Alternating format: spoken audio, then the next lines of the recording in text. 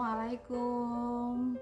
Selamat pagi ayah, bunda, mama, papa, bapak, ibu, serta Ananda kelas 5 SD Kraton 3 Kota Tegal. Semoga semuanya dalam keadaan sehat, dalam keadaan bahagia, dan mudah-mudahan semuanya tetap dalam lindungan Allah, tetap dalam ridho Allah, dan dilimpahkan rezeki yang melimpah serta barokah ya. Mama papa, hari ini saya akan menyampaikan kontrak belajar kelas 5 ya. Jadi kita nggak cuma kerja aja nih yang ada kontraknya, tapi juga belajar ada kontraknya. Kenapa? Yaitu tujuannya adalah untuk memberi rambu-rambu kita, memberi rambu-rambu supaya semua elemen tetap satu jalur untuk meraih tujuan yang sama, yaitu pendidikan yang maksimal untuk Ananda, pendidikan yang terbaik untuk Ananda. Saya akan memulai menjelaskan tentang kontrak belajar siswa dahulu. Jadi ada 3 macam ya, kontrak belajar untuk siswa, untuk guru, juga untuk orang tua. Yang pertama adalah kontrak belajar untuk siswa. Yang pertama adalah siswa harus bersikap sopan dan santun selama kegiatan pembelajaran. Kegiatan pembelajaran di sini tidak hanya kegiatan pembelajaran di kelas ya Bunda ya, tapi juga kegiatan pembelajaran daring, baik lewat WA group atau dengan media lainnya, maupun ketika tatap muka. Anak-anak atau Ananda harus bersikap sopan dan santun. Tidak hanya sikapnya, tidak hanya kata-katanya, tetapi juga penampilannya harus sopan. Yang kedua adalah mengikuti kegiatan pembelajaran yang diberikan oleh guru.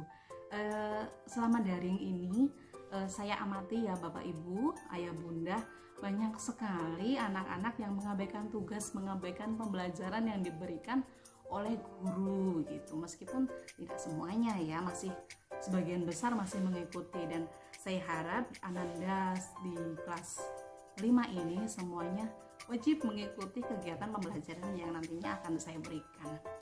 Yang ketiga adalah memenuhi kehadiran dan tugas minimal 80%. Ini warning dari saya loh. Jika kita punya KKM ya, punya kriteria ketuntasan minimal ya. Untuk mencapai itu minimal Ananda harus hadir 80% dan minimal tugasnya dikumpulkan 80%, minimal, paling sedikit 80%. Ini warning besar dari saya ya. Jadi semuanya harus, saya menuntut siswa semuanya harus tertib, harus disiplin. Kemudian yang keempat adalah mengumpulkan tugas tepat waktu. Setiap hari saya akan memberikan tugas, kemudian saya akan memberikan waktu untuk pengumpulan tugas. Jadwal pembelajaran maupun jadwal pengumpulan tugas akan saya share besok. Hari ini saya hanya menjelaskan kontrak belajar saja ya. Mengumpulkan tugas tepat waktu, jangan ditunda-tunda. Tugas hari Senin harus dikerjakan hari Senin, jangan ditunda. Kalau ditunda nanti menumpuk dengan tugas-tugas berikutnya. Tugas hari Senin dikerjakan hari Senin, tugas hari Selasa dikerjakan hari Selasa. Jangan ditunda-tunda, jangan ditumpuk-tumpuk dengan nanti. Tidak boleh seperti itu semua Ananda ya. Harus disiplin dengan Bu Ulfa. Kemudian yang kelima adalah apabila berhalangan hadir harus menghubungi Bu Ulfa. Yang menghubungi tentu orang tuanya. Kalau orang tuanya tidak bisa ya Ananda lewat chat WA nggak apa-apa, nggak masalah. Saya tidak masalah izin kok lewat chat WA, nggak apa-apa. Izin kok lewat telepon ya nggak apa-apa.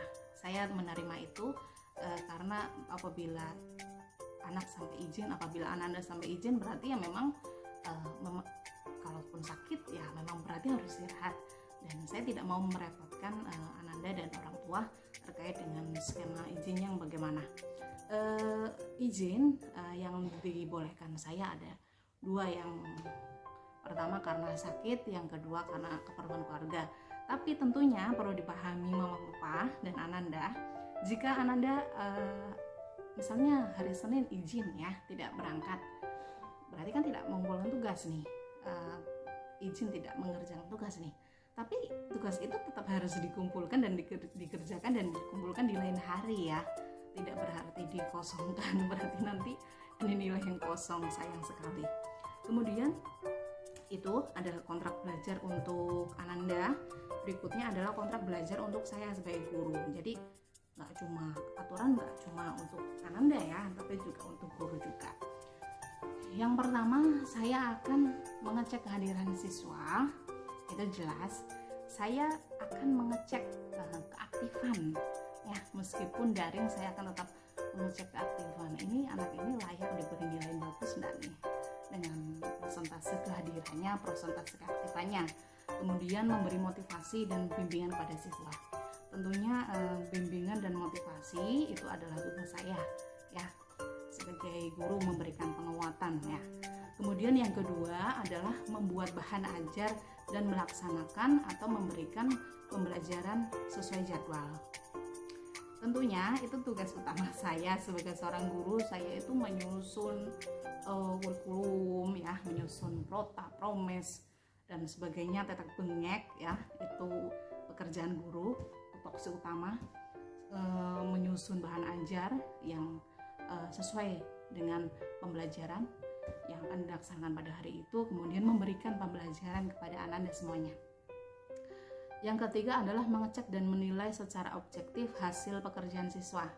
Ini juga kewajiban saya, tupoksi utama saya, yaitu mengecek dan menilai ya, secara objektif. Jadi menilainya jangan khawatir ayah, bunda, mama, papa, saya menilai dengan objektif tanpa pilih kasih ya.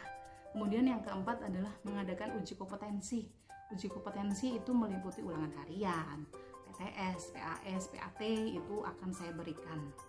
Terutama ketika ulangan-ulangan ini Ananda tidak boleh absen atau tidak boleh tidak mengerjakan tugas ini ya, tidak boleh lewatkan uji kompetensi ini ya. Ini prasyarat wajib ya, karena persentase nilai yang diambil cukup besar di sini.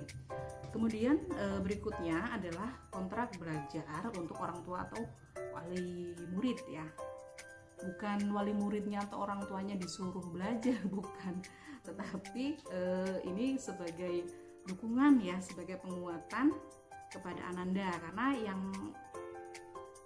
terlibat dengan Ananda di rumah adalah bapak ibu semua, mama papa semua. Jadi penting sekali, sangat penting sekali saya memohon dengan sangat supaya kita bersinergi dan berkolaborasi demi pendidikan Ananda. Yang pertama yaitu orang tua mendukung anak selaku murid, juga gurunya dan sekolahnya. Jadi 3 elemen ini didukung, guru, Ananda, guru juga sekolah. Jadi harus didukung penuh. Yang kedua adalah mendukung peraturan disiplin.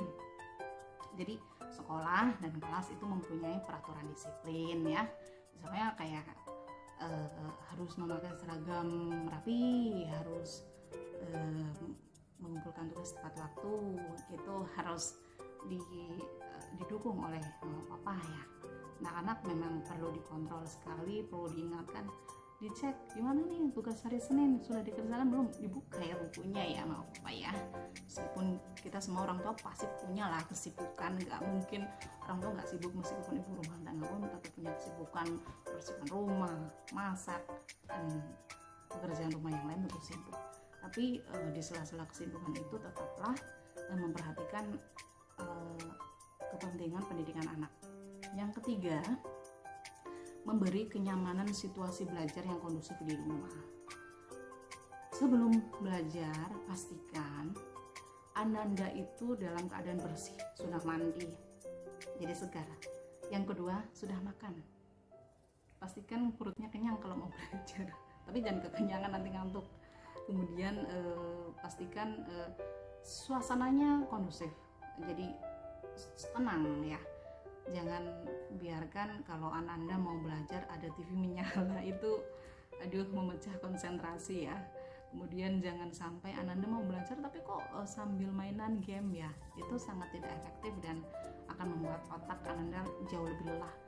Lelahnya bukan lelah karena belajar, lelahnya karena main game. Jangan salah ya ayah bunda, kalau main game itu membuat mata dan otak sangat lelah.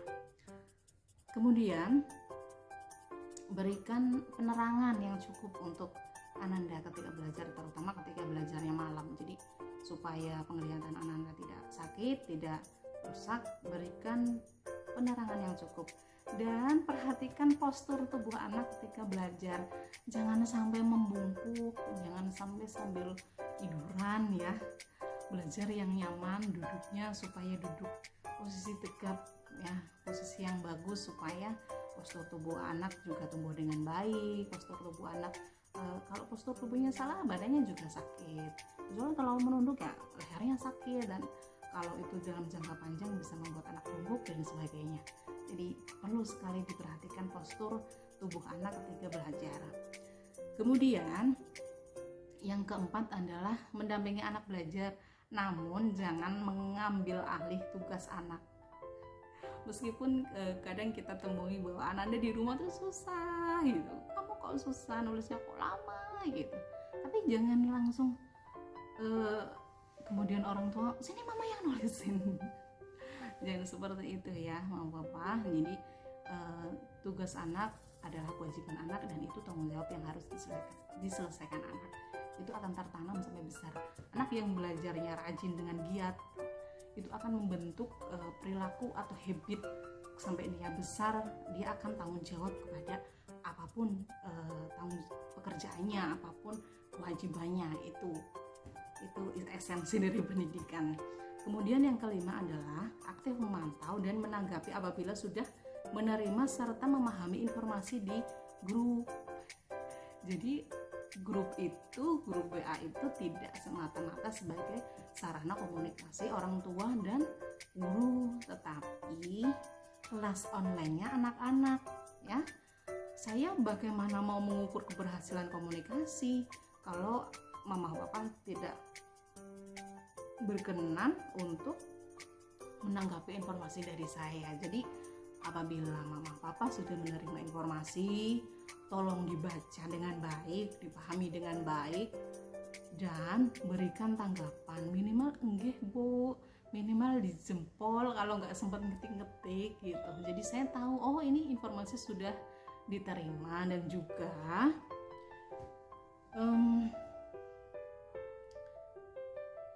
Dan juga jadi saya tahu bahwa informasi itu sudah disampaikan ke anak begitu. Saya tahu mama papa bapak ibu itu punya kesibukan, terutama yang bekerja ya. Misalnya HP-nya dibawa kerja nih, saya nggak sempat bu guru nanggapi WA bu guru gitu. Tapi kan kita pasti ada waktu istirahat, ada waktu luang gitu ya. Ketika ada waktu luang itu, istirahat itu, bapak ibu sudah menerima nih pesan dari saya, dibaca, tolong ditanggapi. Pasti adalah luangkan waktu, sedikit waktu untuk menanggapi pesan yang diberikan kepada saya begitu. Itu kontrak belajar untuk siswa, untuk anak-anak, untuk saya, dan untuk mama papa semuanya. Semoga bisa menjadi rambu-rambu supaya kita mencapai satu tujuan yang sama, yaitu pendidikan terbaik untuk anak-anak ya. Karena apa? Karena sinergi dan kolaborasi siswa, guru, dan orang tua adalah kunci sukses meraih pendidikan terbaik. Sekian dari saya, jika ada kekurangan atau salah kata mohon dimaafkan. Wassalamualaikum warahmatullahi wabarakatuh. Selamat pagi.